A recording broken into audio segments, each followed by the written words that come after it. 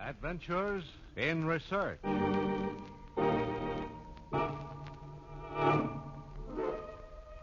Did you ever hunt for buried treasure? Wonder where Captain Kidd buried his loot? Or Jean Lafitte hid his booty? Pieces of 8 and Spanish doubloons? Well, there's a different kind of buried treasure in the earth. Just as rare and almost as valuable. And the story goes from Georgia to Siberia in the adventure of Treasure from the Sky.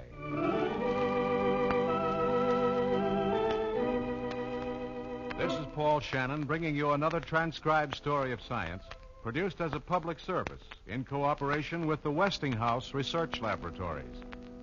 And today, telling you the exciting story of the debris of dead worlds, which forms a treasure from the sky. Our story might well begin on a little cotton patch in Jenkins County, Georgia, in 1940, where a young man and a mule are busy plowing one bright spring morning. Come on there, Rosie. You're getting along there. Never get this plowed if we don't move it. Oh, that don't beat all. Doggone stone. I wonder we get anything to grow here at all with these consign rocks. Now, hold a minute now, Rosie. Hold it. Let me get this rock out of here. Hey. I declare, this is a big one. Hey. Can't budge the fool thing. Man, this is my unlucky day, all right. Wanted to get this plowed before tomorrow. Now, hold still, Rosie. Better get some help. Ab! Hey, Ab! Give me a hand, will you? Ab, will you come over here a second, huh? Ab! Now, keep your shirt on just a minute, can't you? I can't drop everything the minute you yell. Well, shake a leg, Ab. Give me a hand at this, would you? Now, what ails you? You're getting lazier than Rosie. Can't do a blessed thing without calling. Take it easy, Rosie. Come on, Ab. Now give me a hand at this here rock. I busted smack into it while I was plowing. Lucky you didn't smash the plow to smithereens. Yeah. Come on, let's grab a hold now. All right, I got it. Let's go. Hey, on to get it. We ain't getting no place with it. Fine parcel of land this is. Spend all your time digging rocks. Only thing to do is dig around it and work it loose. Yeah. Run and get me the shovel. All right. Gee, I want to get this fool plowing done. Just my luck to hit that blasted rock. Hesh up there, Rosie. Man, that is a rock, all right. Can't pry it loose for loving the money. Hurry it up there. Ain't got all day. I got chores to do. All right, I'm coming. Here's the shovel, Ab. All right, I'll start doing the digging. Wonder what a rock like this doing around here anyway. I never seen one as big as this. Say, Tom. Yeah? Know what I think? What? I'll bet my bottom dollar there's some buried treasure right there. In the pig's eye. Get to digging, Ab. No, listen to me, Tom.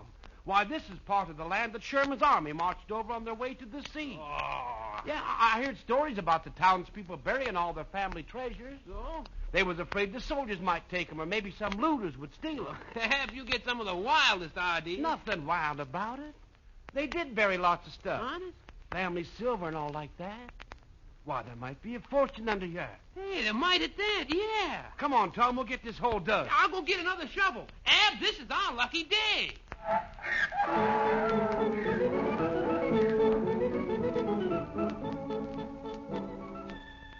Nothing, Tom. Nothing but just old clay. Yeah, you and your buried treasure. Me fool enough to take it all in, dig a hole clear to China. Finding nothing, the whole day wasted. Get them shovels out of here, Ab. Yeah, I better pick up these chunks what broke off the rock, too. No sense in them getting in the way of the plow. And get the whole mess out of here, Ab. Buried silver. Giddy up, Rosie. Oh, shit, you're tater trap.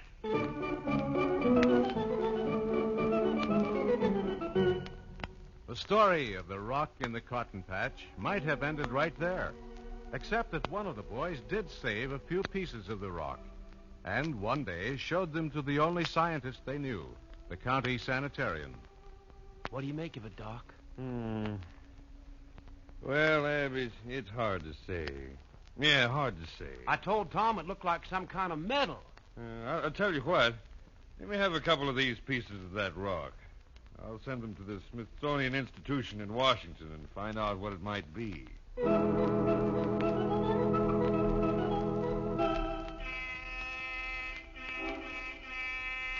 Tom, that fella in the truck is honking at you. I ain't got time to gab with no truck driver. We got to get this planting done. He wants directions to Sardis. Let him stop at the filling station. He's waving at you. Fool truck driver. Think everybody got nothing to do but stand around all day and talk. Come on over this here way. Say there. You Tom Yadkin? Reckon. Well, I'm from the Smithsonian Institution in Washington. Understand you boys uncovered some sort of rock around here. Listen, mister, we dug under that there rock till we broke our backs, and there ain't no treasure there, so just get back in your truck and be on your way. Well, there's no treasure under it, no. But it's the rock we want, and we'll pay you well for it. Hear that, Tom? For just a hunk of rock. Man, we got lots of rocks. If it's plain, ordinary rocks you want, we got it. That rock you found isn't plain or ordinary, boys. It's as rare as diamonds. Yeah? It's a meteorite. It is? And if it's as big as I've heard, probably one of the largest of its kind that's ever been found.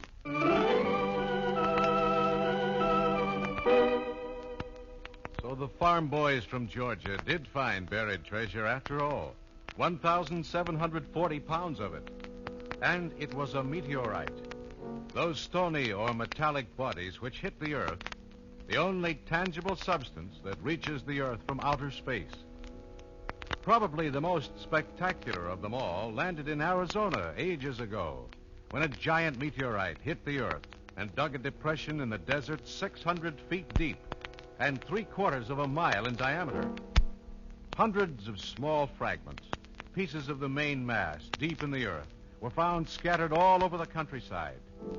Another monster was the great Siberian meteor of June 30th, 1908, which was supposed to have generated airwaves as far as 300 miles away.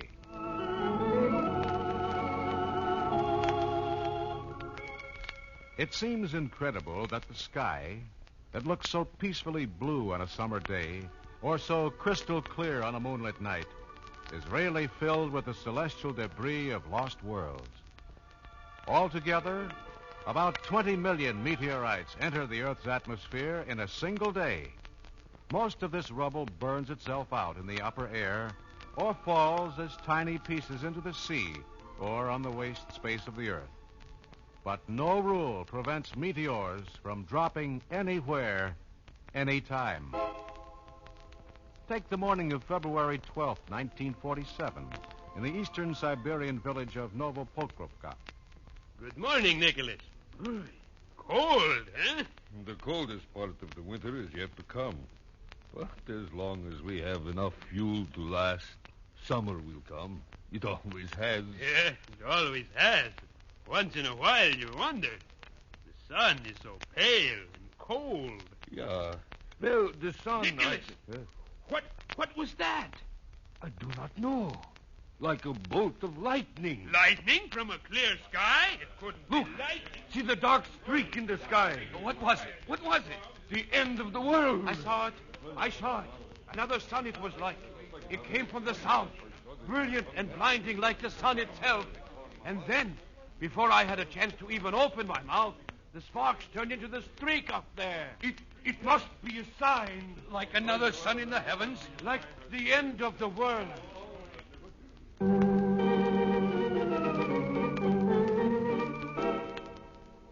thick black trail hung in the sky for many hours over the Siberian village. At nightfall, it glowed like a streamer of the northern lights. When news of this exciting event reached the Academy of Sciences, they believed that a large meteor had fallen in Siberia and sent an expedition of astronomers and geologists to look for the traces of it. They found... On the rocky slopes of the Sikota-Ali Mountains, we found more than 100 holes, some of them 30 to 40 feet deep and 75 feet wide, scattered over an area of a square mile. The rocks of the slope had been completely shattered, and many of the trees felled. Some of the trees had been uprooted and thrown high into the air. For several miles around, the ground was strewn with pieces of meteoric iron, ranging from chunks several hundred pounds in weight to tiny specks. There was a veritable rain of iron in the vicinity. Some of the trees were still standing, but their tops had been cut off by the flying iron. We found but one actual eyewitness to the landing of the meteor. An illiterate woodcutter was in the forest at the time and told us...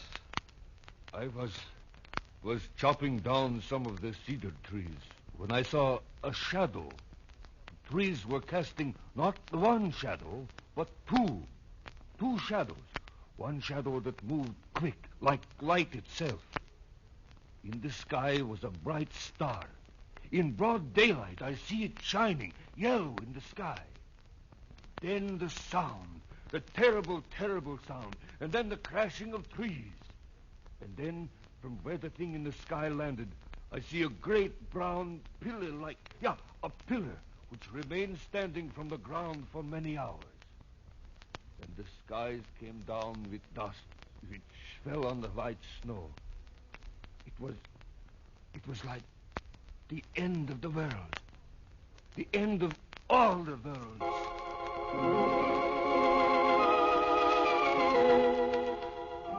The impact must have been terrific, judging from the shattering of the rocks. The largest craters that opened in the earth were produced by masses 30 tons in weight. Scientists said that before the entire meteor broke into its millions of pieces, it must have had a diameter of 30 feet and weighed 1,000 tons. Breathtaking as it must have been, and terrifying to the witnesses, it is a relief to know that so far no one has ever been killed by a meteor. Human dwellings have been struck only 21 times. But no rule prevents meteors from falling anywhere, anytime. And should you find one of them, you will earn real treasure from the sky. Scientific institutions and private collectors will pay adequate prices for a meteorite in good condition.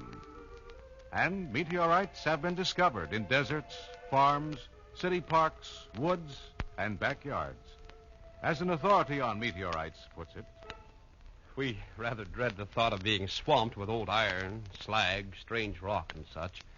We do not have a staff to take care of the examination and correspondence involved. But we do not want to discourage anyone who thinks he has found a meteorite. There are two kinds, metal and stone. Metal meteorites are heavier than ordinary rock, are magnetic, not brittle, and filed show a gray metallic appearance.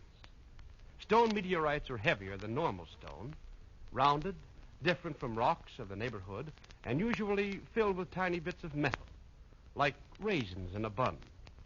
If you find such a specimen, break or cut off a fragment the size of $50 and mail it to the Smithsonian Institution or to any other recognized scientific organization or university with the Department of Mineralogy.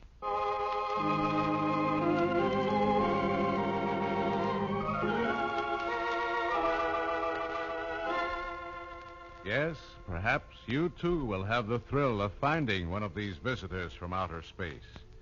For this debris of a lost world constantly hurtles earthward and sometimes ends up as a doorstop until someone discovers it is treasure from the sky.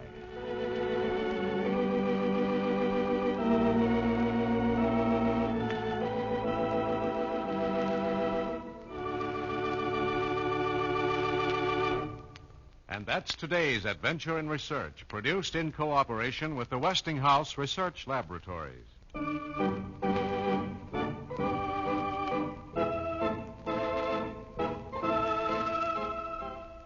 These programs are broadcast to armed forces personnel overseas through the facilities of the Armed Forces Radio Service.